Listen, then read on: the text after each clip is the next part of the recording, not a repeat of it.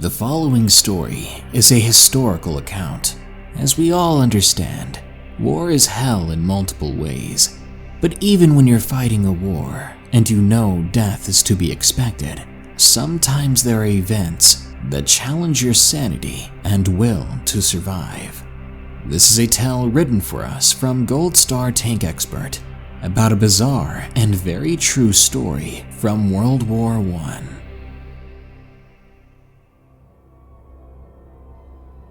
Attack of the Dead Men. This is an actual historical account.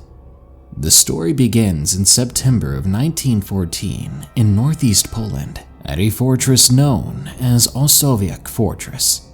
During the early years of WW1, the Russians were holding the fortress, which was situated near their border. They knew the German army was approaching and were ready to hold the fortress until the very last man.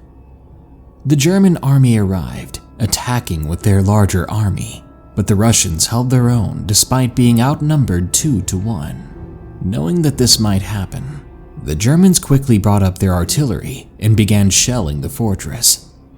The real battle began with the Germans attacking, and the Russians managed to drive them off with their own artillery and light weapons fire.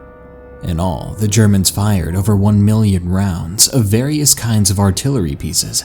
But even with all that blast power, the fort remained standing and the Russians remained defiant.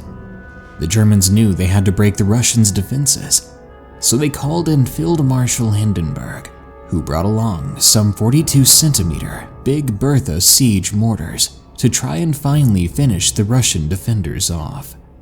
After several days of a continuous barrage from the artillery and the Big Berthas, the Russians still refused to leave the fortress, despite their quickly dwindling numbers.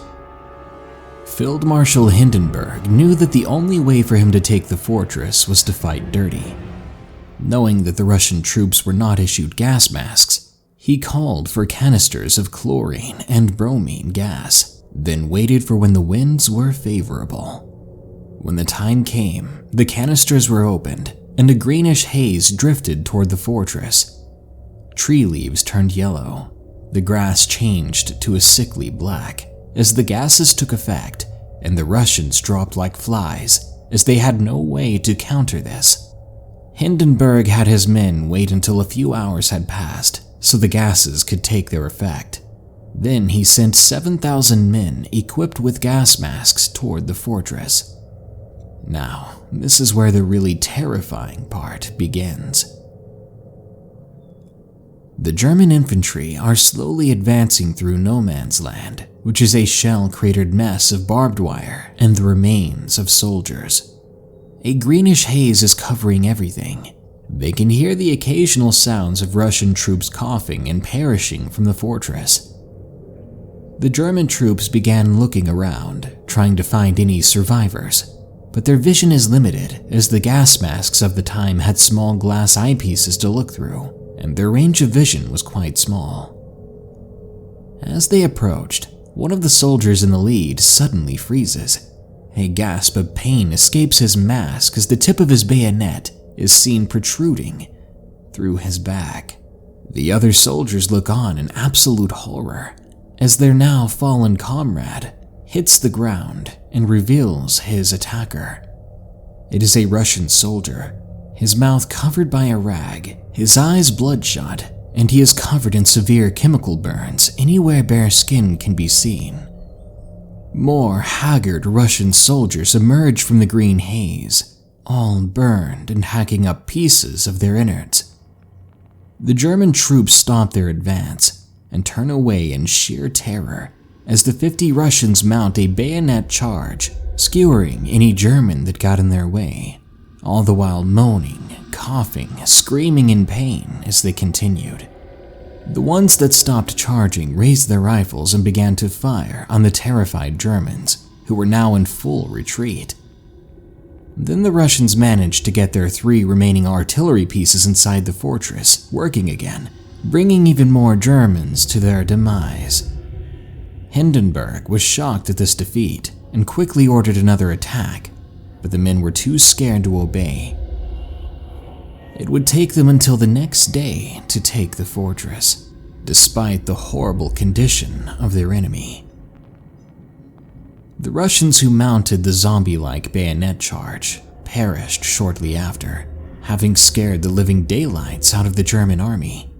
Fewer than 20 Russians evacuated the fortress before the Germans took it. However, that is not the end of the tale of Osowiec Fortress. Legend says that in 1918, the Russians returned to the battered fortress to reclaim and rebuild it. They discovered a survivor there of that battle deep in the lower levels of the fortress. He had resorted to eating his fellow comrades to stay alive, and had been in the darkness for so long that when the medical team brought him outside, he went blind from the sunlight.